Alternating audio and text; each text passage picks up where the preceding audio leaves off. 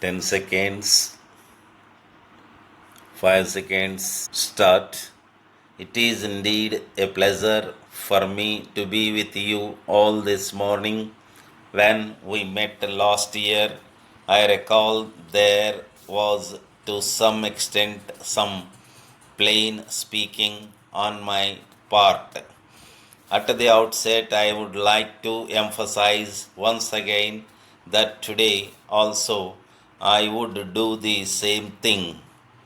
In the years that followed our independence, thanks to the determination and foresight of our great leaders, the country witnessed all round development. That is the reason why we are able to communicate with each other so easily nowadays. The large projects, iron and steel factories, development in science and technology have transformed our economy to a very great extent on account of the various facilities provided and subsidies offered. Many large scale industries have come up and small scale industries too followed them. With the untiring efforts of small farmers, we have achieved self sufficiency on the food front. Today, we are in a position to export some quantities of food grains to friendly countries which may be in need. The private sector has played an important role in industrial growth, science independence. It has helped in increasing national wealth and has provided employment. Large numbers, several industrial houses have set up high standard of efficiency, quality production, and have also managed their organizations professionally with a great deal of skill. Their products are acceptable in various countries of the world in spite of severe competition. The public sector also grew in size and content over the years. The important projects were by and large in the public sector, and while some units proposed, some units lagged behind. I am glad to note that during the last few months there has been an upswing in the performance of public sector undertakings. I would like to congratulate the managers of the concerned public sector undertakings on this performance. I am confident that a climate of growth would be created in the country with the combined efforts of the public and private sectors.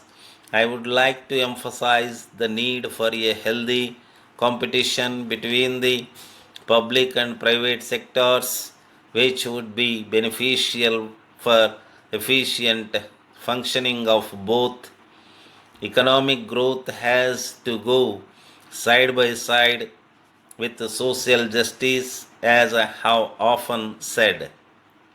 Concentration of wealth in a few hands will not be good for the country. The benefits of growth have to be shared by all.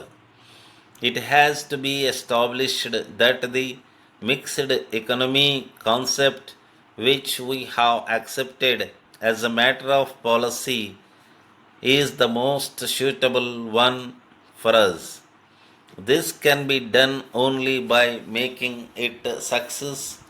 We have to create such an atmosphere and make it congenial for rapid progress.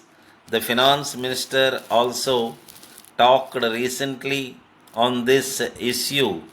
I would like to endorse his views in country denied of economic growth and social justice for centuries.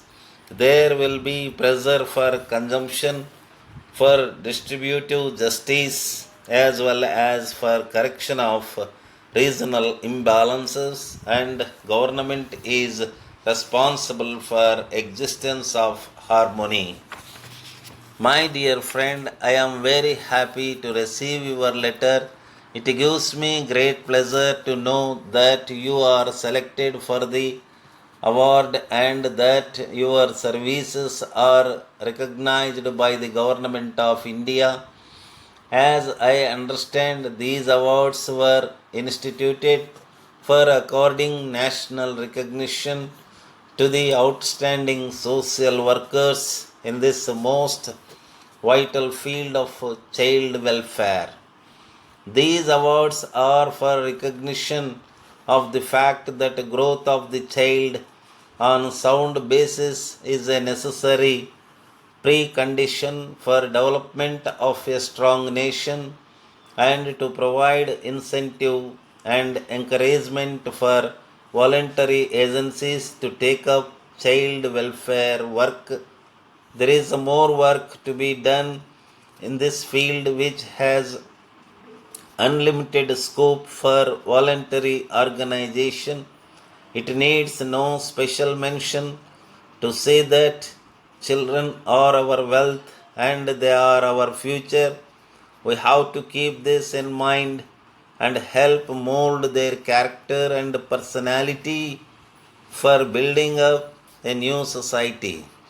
In this regard, I would like to suggest that you should put forward a paper by organizing a seminar with all the award winners.